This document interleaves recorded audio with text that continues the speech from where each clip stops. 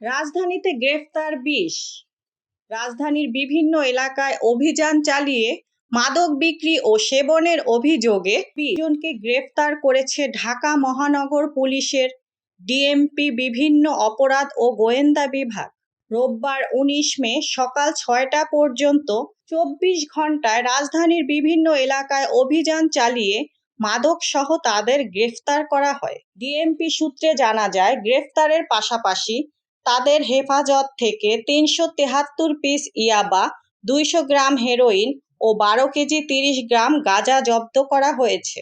গ্রেফতার ব্যক্তিদের বিরুদ্ধে সংশ্লিষ্ট থানায় মাদকদ্রব্য নিয়ন্ত্রণ আইনে ১৪টি মামলা করা হয়েছে। প্রিয় দর্শক, এ ছিল এখনকার প্রতিবেদন। নিয়মিত নিত্য নতুন সংবাদ পেতে আমাদের ইউটিউব চ্যানেলটি সাবস্ক্রাইব করুন এবং ফেসবুক পেজ ফলো দিয়ে রাখুন। আমাদের সাথে থাকার জন্য ধন্যবাদ। Mukta Parvez, desk report, BE news, Dhaka.